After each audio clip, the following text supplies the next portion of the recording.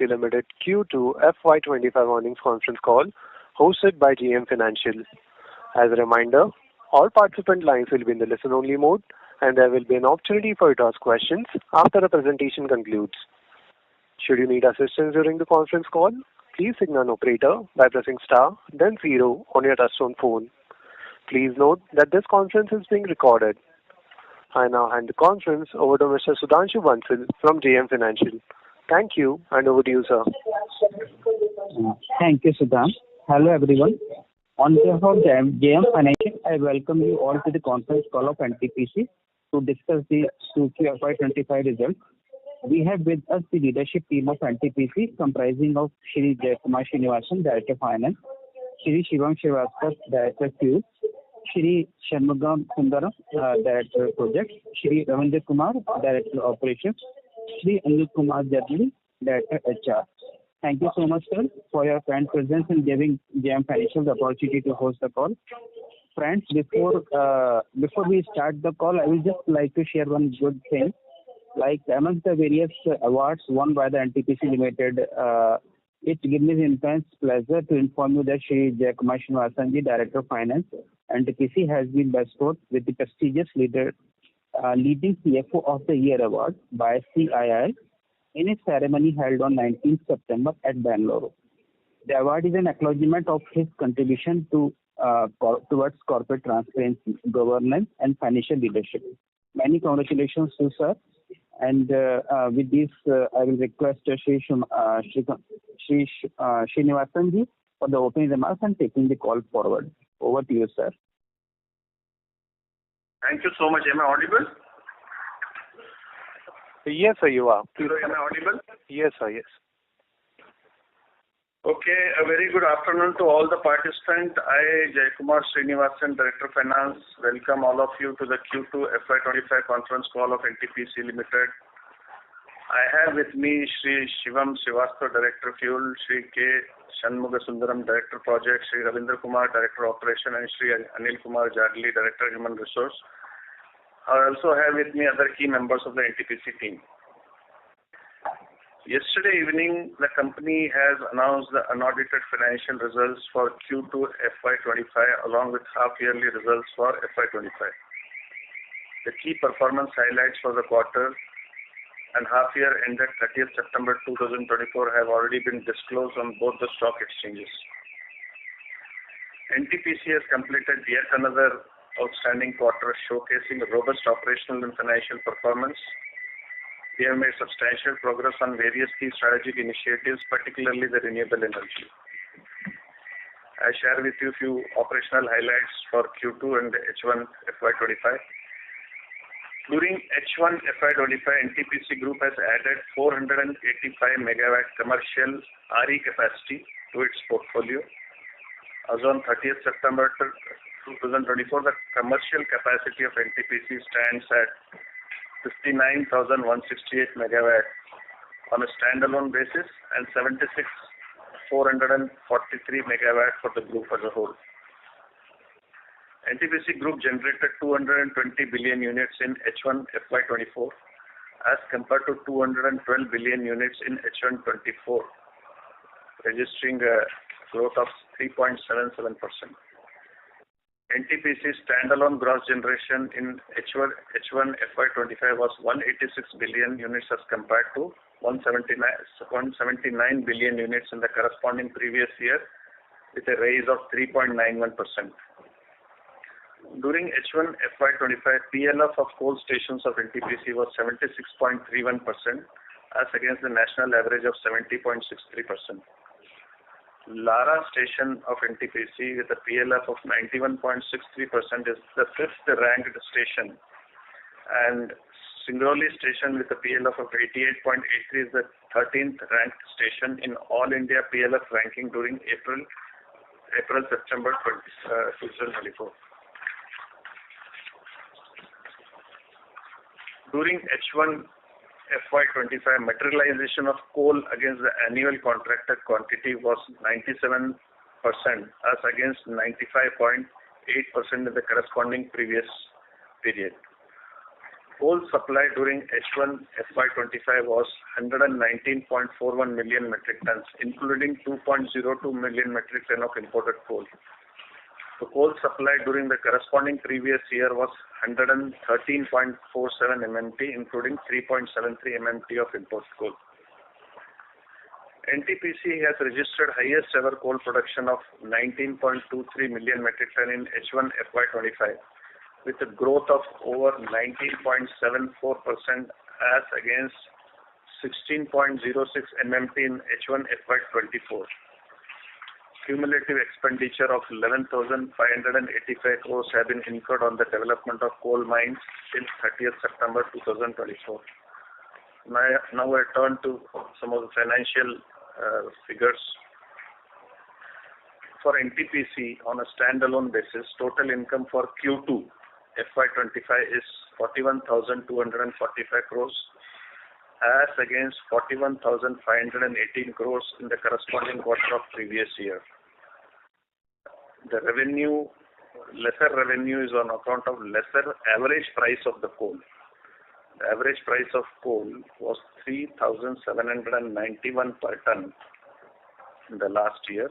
Now it is 3,584, thereby a reduction of 207 rupees per ton, with a reduction of 5.46%. Compared to this, the revenue reduction is only 6.66%. Ntpc's profit after tax for Q2 FY25 is 4,649 crores as against 3,885 crores in the corresponding quarter of previous year, registering an increase of 19.66%. On a half-yearly basis, PAT is 9,160 crores as against 7,951 crores in H1 FY24, registering an increase of 15.2%. Total income of the group for H1 FY25 is 94,179 crores as against rupees 88,775 crores in the corresponding previous period, which signals an increase of 6.09% over previous year. PAT of the group for H1 FY25 is 10,886 crores as against the corresponding previous period PAT of 9,634 crores, registering an increase of by 13%. During H1 FY25, our subsidiaries earned profit of rupees 1,363 crores as compared to 1,117 crores in the corresponding period of previous year, registering an increase of 21.91%. Ntpc's share of profit in JV has also increased from 1,082 crores in H1 FY24 to 1,124 in H1 FY25, which is a 3.88% increase over previous year.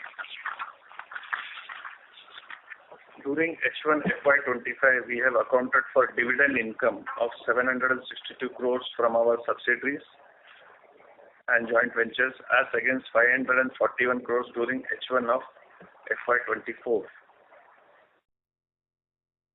Standalone regulatory equity for power and mining business as on 30th September 2024 was 89,430 crores,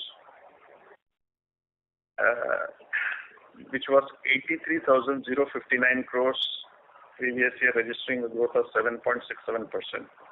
On a consolidated basis, the consolidated regulated equity as on 30th September 2024 was 1,05,049 crores, which is 5.5% over last year figure of 99,611 crores. The board has declared the first interim dividend of ₹2.50 per share for the financial year 24-25. Regarding fund mobilization, Ntpc has signed a term loan agreement of 5,000 crores with HDFC Bank on 31st May 2024. The overall average interest rate on borrowing during H1 FY25 was 6.63% as compared to 6.67% in H1 FY24. In H1 FY25, we have incurred a group capex of 17,474 crores as compared to 13,204 crores in the corresponding previous period. While on a standalone basis, NTPC has incurred a capex of 14,040 crores as compared to 7,959 crores in the corresponding previous period. The capital outlay of NTPC on standalone basis has been estimated at 22,700 crores for the financial year 25. Further, I would like to list a few other highlights. As India aspires to achieve its net zero target by 2070, NTPC is also poised to contribute significantly to the energy transition through an optimum combination of renewable energy, energy storage technologies, and clean-based load generation technologies like nuclear power. NTPC plans to execute its nuclear business through the following parallel streams. Anushakti Vidyut Nigam Limited, Ashwini, a joint venture company of NTPC and Nuclear Power Company Limited, Corporation Limited, has been established for commissioning pressurized heavy water reactor nuclear projects. The Government of India has recently accorded its approval for the transfer of Mahi Banswara Nuclear Power Project 4 into 700 megawatt to Ashwini. A wholly owned subsidiary of NTPC which will implement small modular reactors, SMRs, and fast breeder reactors, FBRs, and pressurized water reactors. NTPC Group has a strong commitment towards renewable energy. We have already commissioned 4,013 megawatt of RE projects.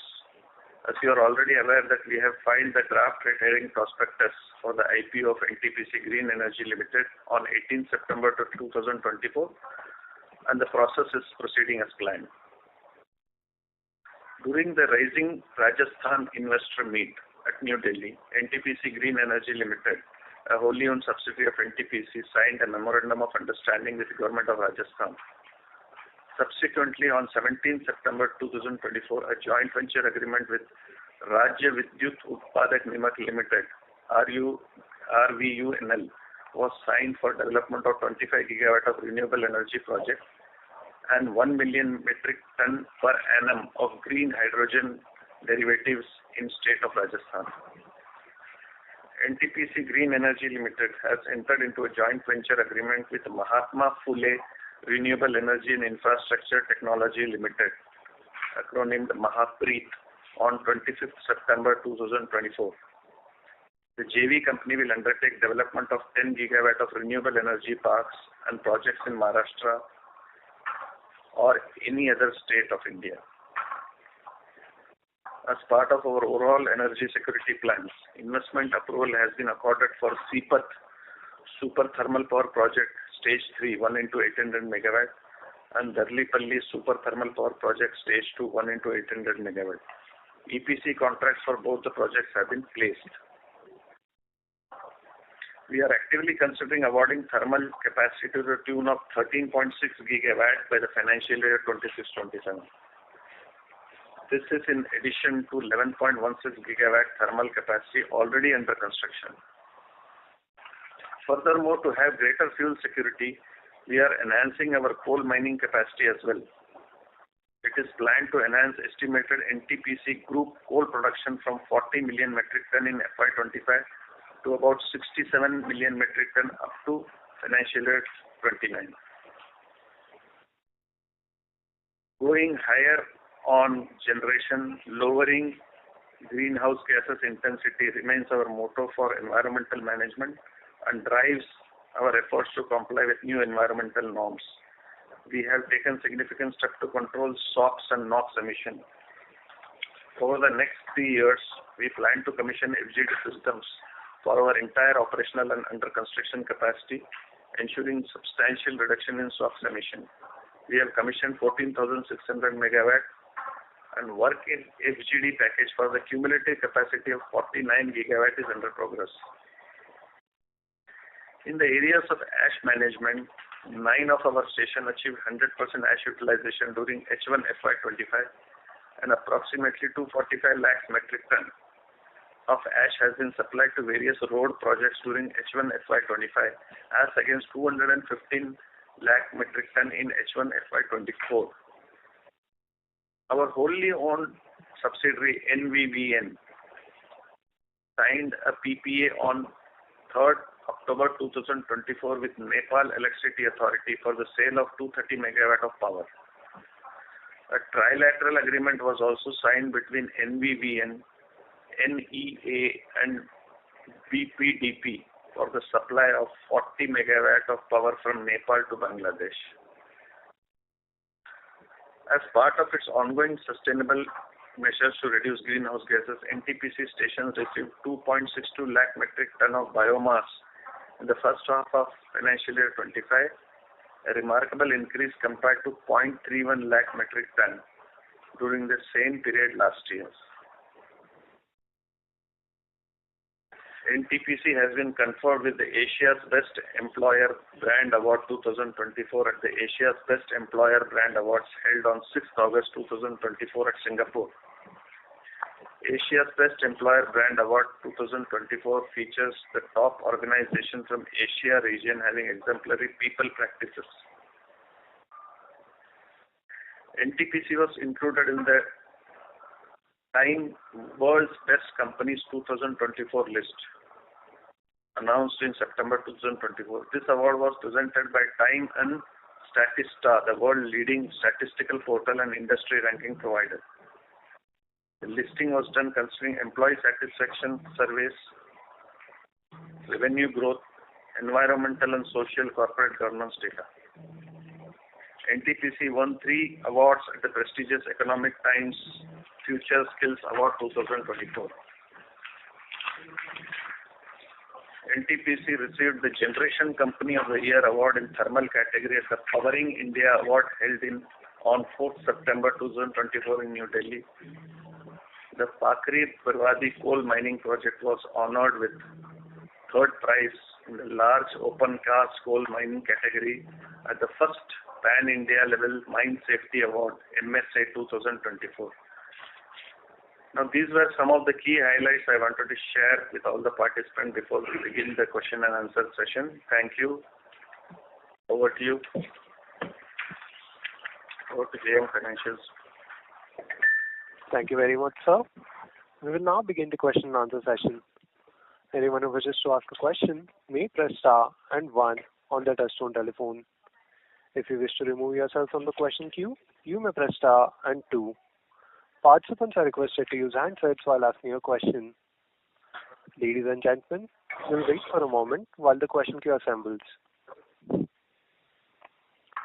Our first question is from the line of Mohit Kumar from ICICI Securities. Please go ahead. Yes. Good afternoon, sir. Congratulations on a very good quarter and on the prestigious award. My question is, sir, our first question is on the one thing I observed is that you're not participating in the RE bids, or very, very selectively, sir. How do you think about, participating? Your voice is not clear, please. Sir, maybe I'll be louder. So one thing I observed is that you're not participating in the RE bids, or the participation is very, very limited. So what is hindering us, and how do you think about the strategy of participating in the upcoming bids? No, our participation is selective in a sense that we are participating in pure play solar and wind also, but when it comes to some structured bids like RTC and your FDRE, there we are evaluating the mix and what is the stipulation, what is the guaranteed parameters, and based on the risk profile in each of this and the returns expectation, we are selective in that approach. However, it is not that we are staying away from this thing. We are being only selective because we have to look at the returns profile also, the risk also. So we go about it very judiciously on that.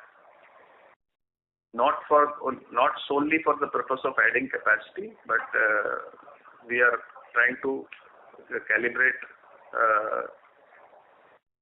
the different aspects of the project and then taking a call on that. Yes. So it's fair to say that we are not facing any constraints on transmission connectivity or land acquisition. Is it right to say, sir, on the RE capacities? Sorry, sir. Please repeat. Is it fair to say that you're not facing any constraints on transmission connectivity or land acquisition? No, we are not, because we are following a dual strategy of creating land banks for separate tenders. We are also, as I was mentioning to you, that we are tying up in big way with the state governments, Rajasthan and Maharashtra, which I mentioned, where essentially the partnering is because the state government have a better control over land. So this would ensure that the JV partner brings the land on the table, we bring our operational expertise and finance. So by this methodology, we are ensuring the land. As far as transmission connectivity is also concerned, we are not facing any major challenges here, and we have an early mover advantage also. And the other issue is that because of taking up large size projects of 1.5 to 2 megawatt gigawatt, 1.2 to 2 gigawatt, then there is a mandate that naturally the transmission evacuation has to be made arranged over there. So we are scaling up the size at an individual location in order to ensure that transmission doesn't become a constraint. Understood, sir. My second question is on the under recovery, sir. Can you give us the under recovery in H1 versus last year? And are you seeing an improvement in FY25 compared to earlier years because of new CRC regulations? How is your experience there? As far as you are talking about disincentive or under recovery? Under recovery, okay. Under recovery. If you are talking about the disincentives, compared to the last year, Q2 was 381 was the disincentive or under recovery. Compared to this, it is 495 in the current quarter 2. But however, let me share with you that this has a bearing on what is the level of planned outages we take every year, and the composition of what is the the capacity charges of individual power plant.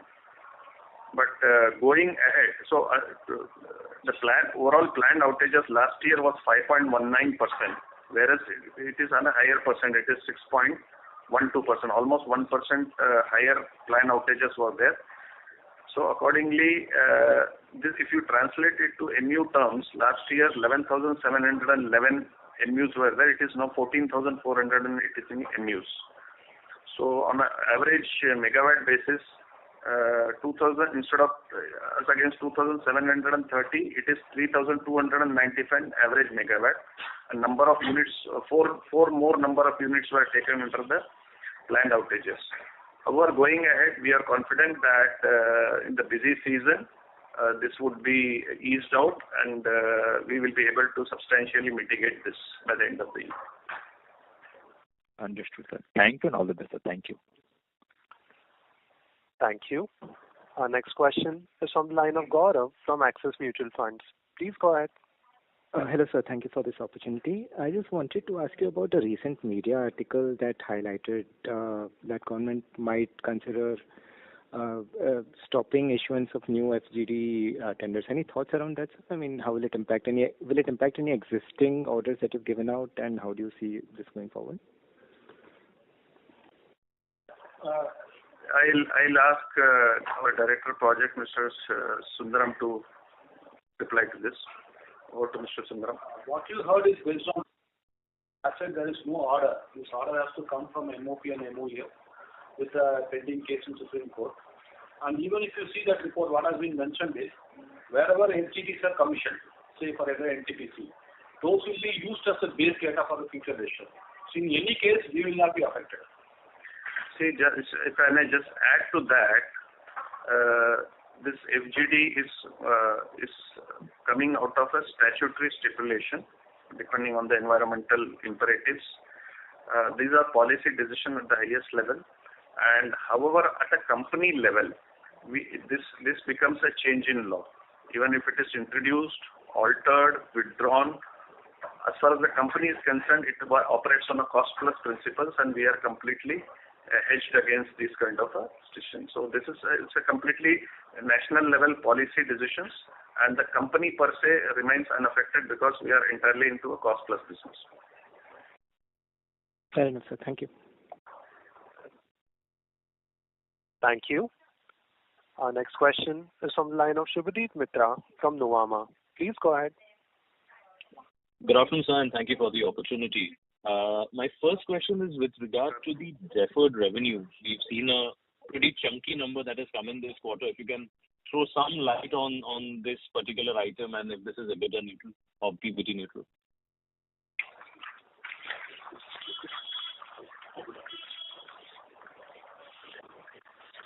You are talking about a regulatory deferral account? Yes, sir. Okay.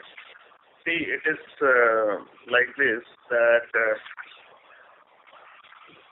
a chunk of this net movement in the regulatory deferral account balance is on account of the unfavorable ERV expenses close to 1,997 crores. So what happens is the cost is booked on the relevant account head of either interest rate or the finance cost, other expenses, and we are capturing the pass-through because it's a cost-plus mechanism. It's the pass-through happens through below the PBT.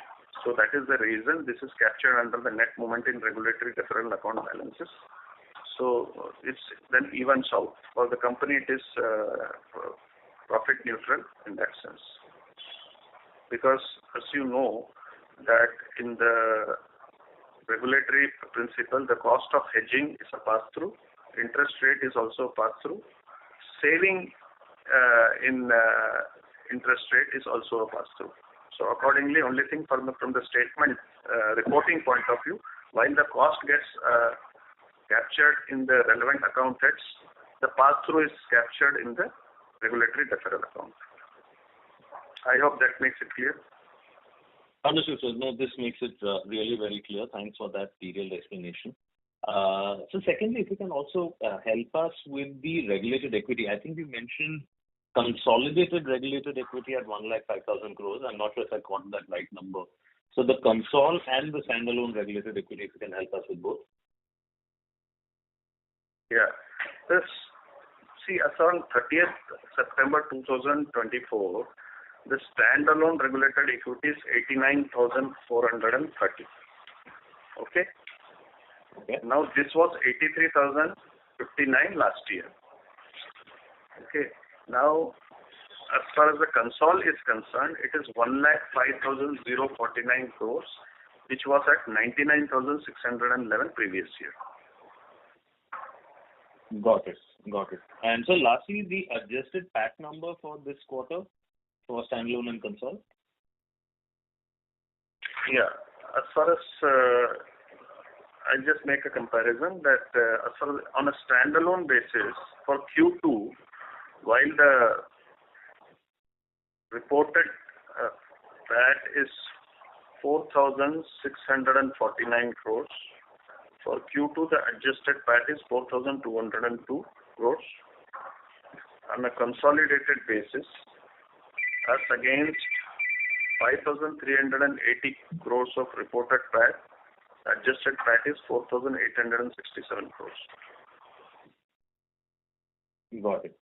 Thank you. One last question, if I can squeeze in. You mentioned that about 13.6 gigawatts of fresh ordering is expected.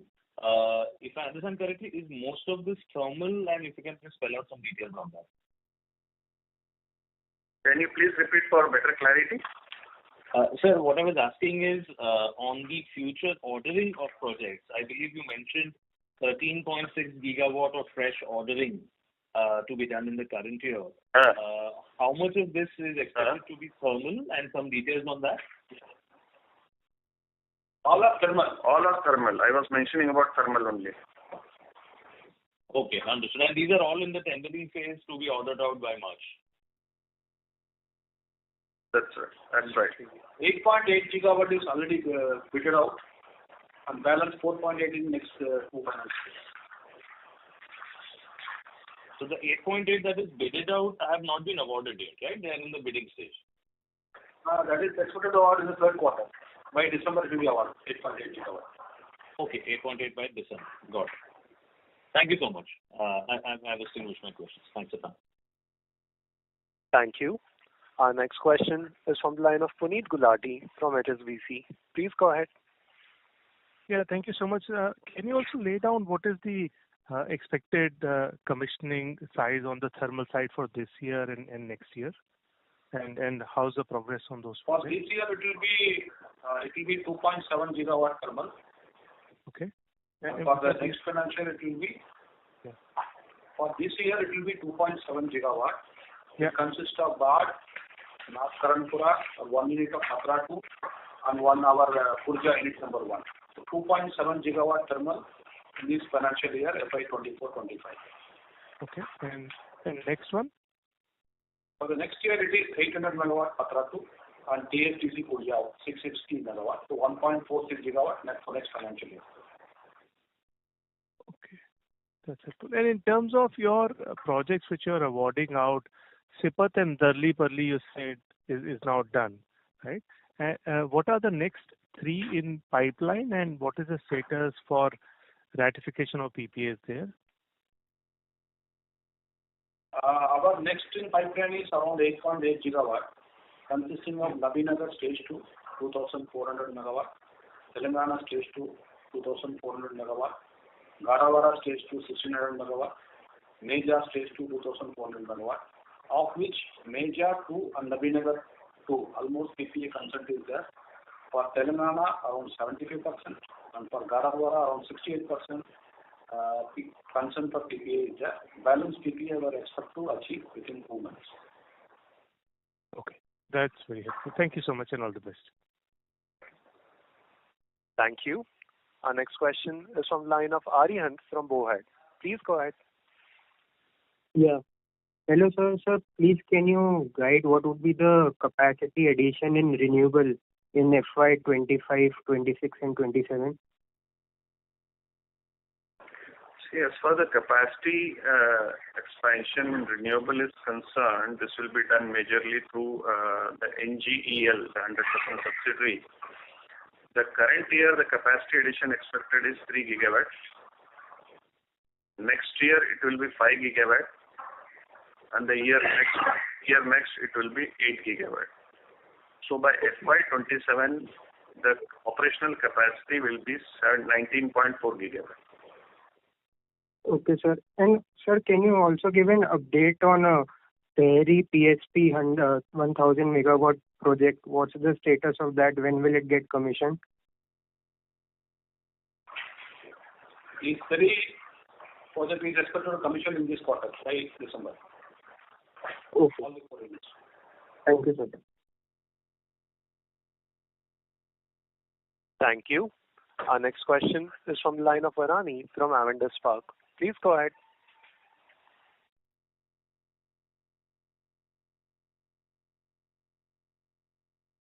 Hello, am I audible? Yes, sir. Please go ahead.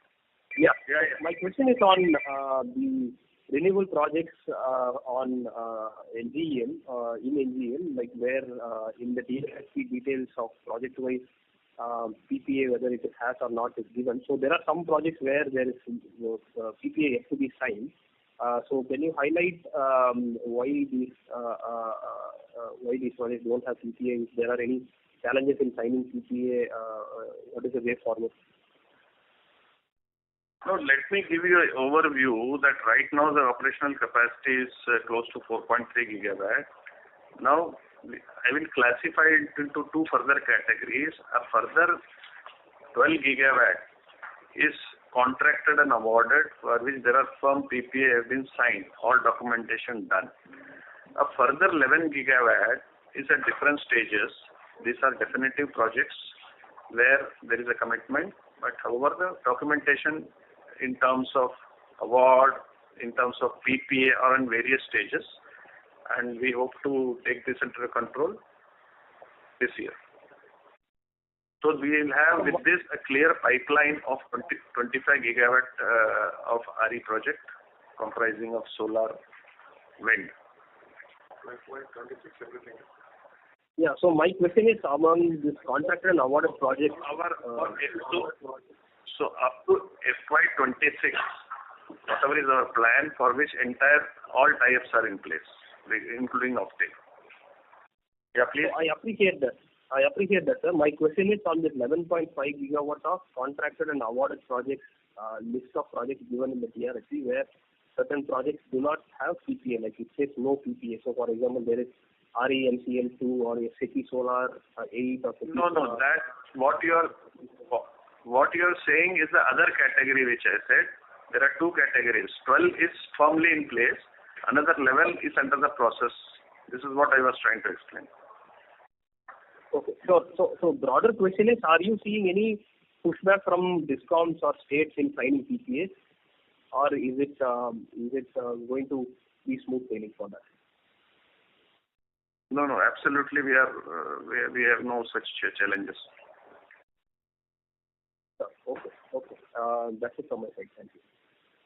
Thank you. Our next question is on the line of Satyadeep Jain from Ambit Capital. Please go ahead. Hi, thank you. Couple of questions. One on thermal. Recently, some of the project awards we've seen on thermal, the capex figure has gone beyond 12 crore per megawatt. Just wanted to understand what's driving that increase in capex for some of the new projects. Actually, we have added ACC also. Now we are looking for conservation of water also. That also adds to the cost. And of course, the number of players have come down to a single EPC. Air-cooled condenser. So it actually comes around 0.7 crore per megawatt. You have seen this. Otherwise, if you see our CIPAT is being one unit, slightly it has gone high. If the number of units are 3, definitely the cost will come down. Of course, ATC is a major contributor. And since the number of bidders have come down to only 1, there is a slight increase in cost. Okay, fair enough. On the renewable front, I wanted to ask these 3, 5, 8, obviously this includes the MOU projects as well. So when you look at locking in transmission, would it be fair to say you locked in transmission for the entire 16 upcoming capacity gigawatt? You've already identified, you've already put in the GNA request. You're confident the transmission will come in for this capacity by 27, let's say. A capacity plan of 60 gigawatt by total capacity plan up to FY32. But right now, as I was explaining, that everything is tied up in terms of whatever is our commissioning up to FY26. Going beyond that, it has to be a progressive plans. We will be simultaneously entering into the bidding process. We are parallelly procuring it and also seeking land connectivity on a parallel. So on all the fronts we have to work. Okay, so you're saying 3 and 5 you've already planned, the remaining one for 27 you still. Because there are certain prerequisites when it comes to seeking connectivity. So you have to demonstrate. So you have to have the land, isn't it? So we follow step. Those processes will have to be followed, and it will be a gradual, progressive action. Okay. So within the 3 and 5, how much from Khavda, the entire Khavda can come within this by 26? Yeah, you are correct. Partly, Khavda will come about 1.2 gigawatt. 1.2 gigawatt would be coming from Khavda in this. And to say 8 gigawatt in the next 2 years. Yeah. Thank you so much. Thank you. Our next question is from the line of Vishal Periwal from Antique Stock Broking. Please go ahead. Yes, sir. Thanks for the opportunity. Two questions. One, briefly initial commentary, you mentioned that the NTPC standalone interest cost is roughly 6.63. So, is it fair to say NTPC Green will have a similar number when we see interest cost coming time? It would be fair to assume this broadly, given the fact that NTPC Green Energy Limited has been rated as AAA domestic rating, which is equal to the parent, and the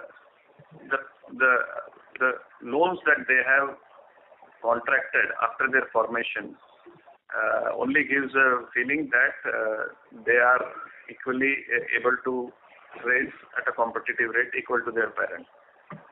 And going ahead further, NGL will also have an edge that they will have access to a lot of multilateral loans from financial multilateral who are with a clear exclusive focus on green energy, renewable energy, and ESG.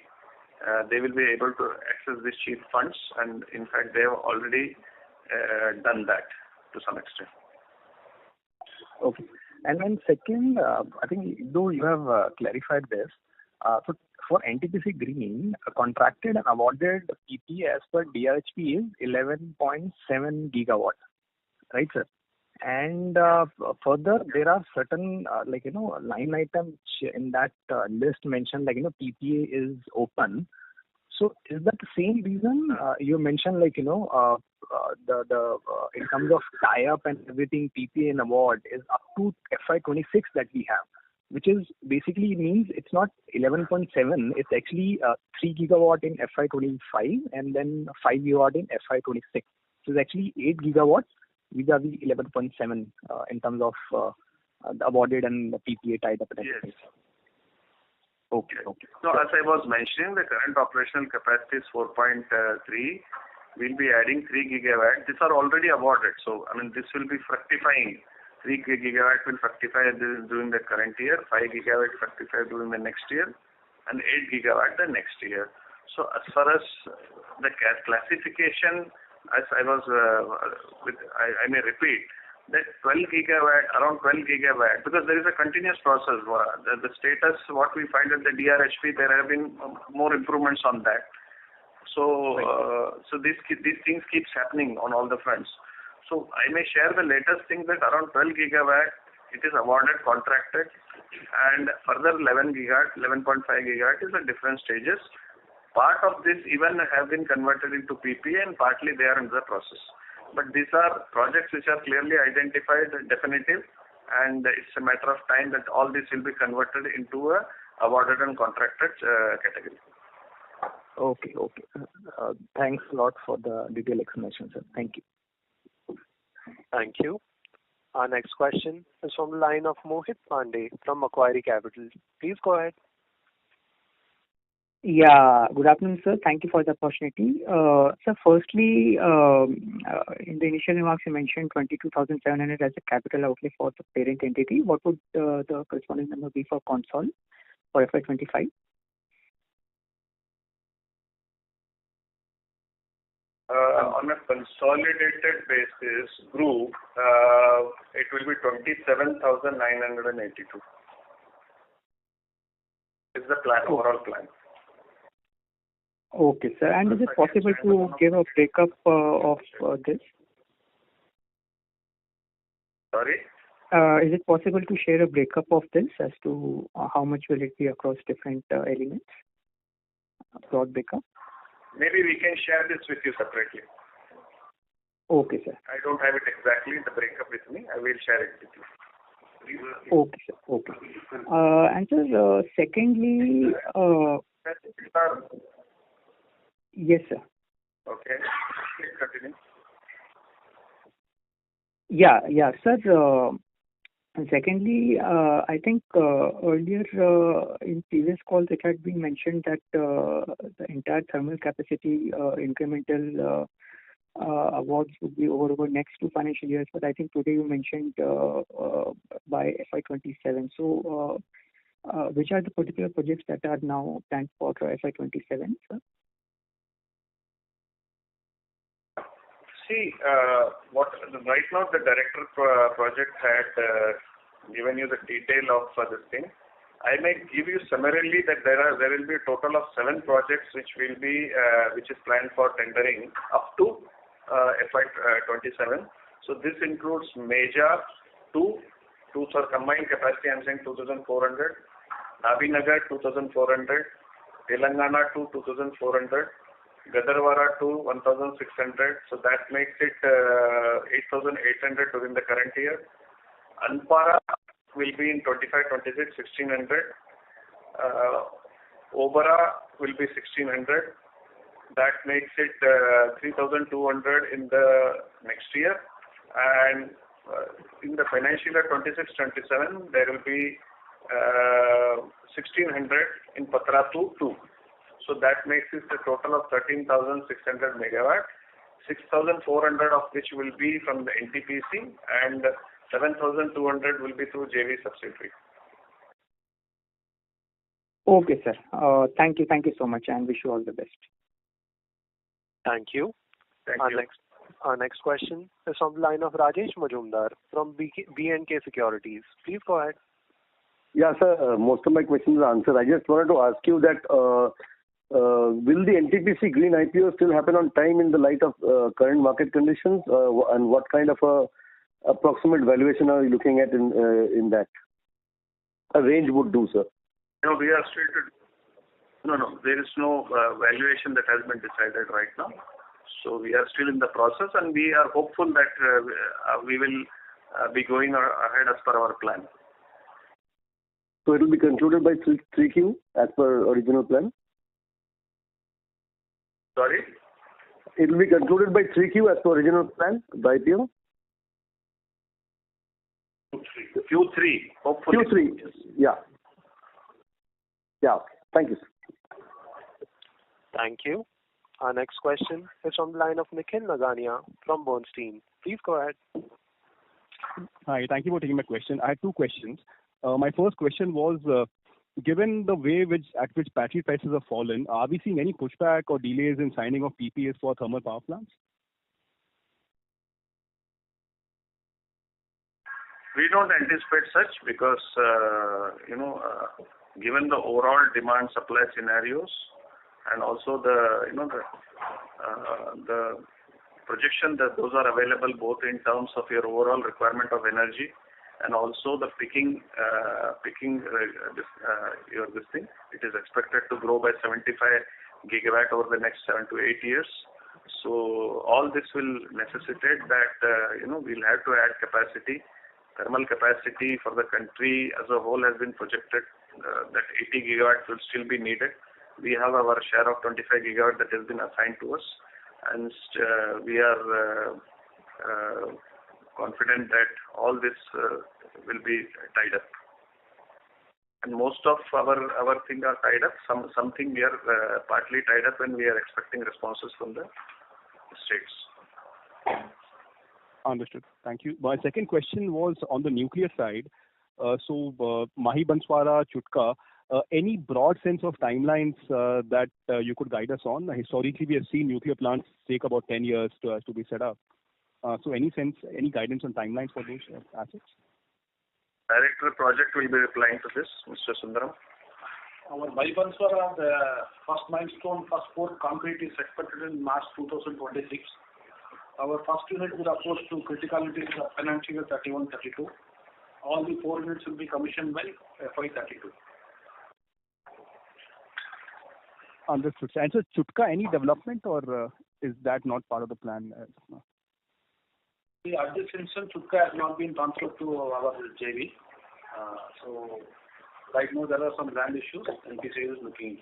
We won't be able to say anything definitive at this stage. Yes, that was a proposal, distant proposal, but right now we are taking up Mahi Banswara in the first phase. We'll let you know as and when there are more developments. Understood. Thank you so much. Those were my questions. Thank you. Our next question is on the line of Harshil Sethia from Renaissance Investments. Please go ahead. Hi, sir. The 60 gigawatt target by FY32 is for the renewable energy capacity, correct? It is for the renewable energy broadly, but when you talk about renewable energy, it consists of your solar, wind projects. It comprises of your storage also, and also some of these capacities will go for green molecule business also, which we plan to go ahead. So that will require some solar energy, wind energy for feeding it to for the generation of the green hydrogen. So all this will be comprised under the 60 gigawatt. And this will be purely done in NTPC Green Energy. All this will be under NTPC Green Energy only. So NTPC Green broadly will have solar, wind, storage, be it in terms of battery energy storage or PSP, and also the green molecular business. Okay. And the nuclear energy will be in the current entity, the standalone entity. No, nuclear energy will be, of course, with NTPC, but that is being implemented in a joint venture through with NPC, as I was mentioning. And we also have a 100% subsidiary for our future endeavors on the nuclear side. Okay. So to answer your question squarely, NGL will not have nuclear energy, although it is a non-fossil fuel based. Okay. Understood, sir. Thank you. Thank you. Our next question is from the line of Amit Binde from Morgan Stanley. Please go ahead. Hello. Sir, I just wanted to understand the update on the pump storage hydro. And just to clarify, you said in the last question, PSP would also be a part of NGEL and not in the NTPC Ltd, right? No, please repeat for clarity. Yeah. So I wanted to get an update on the pump storage that we were exploring, one. And second, as you said in the previous question, that PSP would be a part of NGEL and not NTPC. Just wanted to reconfirm on that one. Yeah, PSP will be broadly, for achieving, a renewable energy solution on a RTC basis or a firm or dispatchable. So many of the PSP will be driven by this thing. But there are standalone PSPs which will also be implemented by our other two subsidiaries, which is THVAC NIPCO. So it will not be purely restricted to NGL also. Some of the major, because we have acquired THDC and NIPCO. So some of there was an earlier query about TERI. So TERI was itself a PSP only from storage. Right. So any broad breakup, because in the last call we were talking about some 11 gigawatts of pump storage being explored. Any broad breakup in which subsidiary or which entity would each one of this be sitting? Already 1 gigawatt PSP our subsidiary is doing, and 8 gigawatt. From Tamil Nadu and Maharashtra we have got the order for going ahead. Another 4.2 gigawatt is in the pipeline. So expected is around 8 gigawatt PSP we'll be able to get in NGL. Right. This 2.8 gigawatt Tamil Nadu and Maharashtra, that would be a part of NGEL, is it?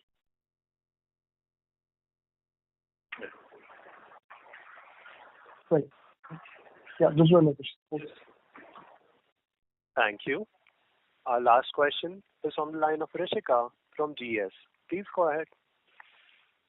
Thank you for this opportunity. I have two questions. First, what drove the decline in PLF of coal and gas this quarter? And second is the 400 capacity addition that we're seeing this quarter when compared to the previous month. What is the breakup here between renewable and thermal? Okay. As far as your first question regarding PLF is concerned, PLF has a bearing on what is the demand rather than it's no longer the efficiency parameter. It is more to do with what is the system demand. And with more renewable coming into the trade, increasingly the renewable energy may find a lesser PLF because it will be playing a role subservient to the renewable energy during the daytime. So the PLF will be lesser compared to the previous periods. So that is one point. What was your second question? Can you repeat? The second question is on the capacity addition this quarter. Could you tell me the breakup? Is it all renewable or was it thermal or any other source? So capacity addition, which have been achieved is 485 megawatt. Out of that, the breakup is 90 will be your renewable. Entire thing is renewable, 395. The breakup is 90 will be in Ntpc and 395 will be with the group companies. So that makes it total 495. Understood. Thank you, sir. Thank you. Ladies and gentlemen, that was the last question for the day. I now hand the conference over to the management for closing comments.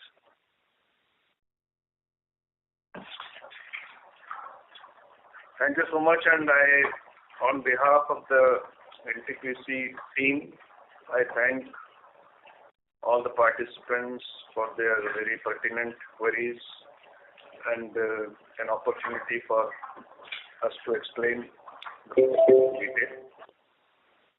Thank you once again. On behalf of GM Financial, that concludes this conference. Thank you for joining us, and you may now disconnect your lines.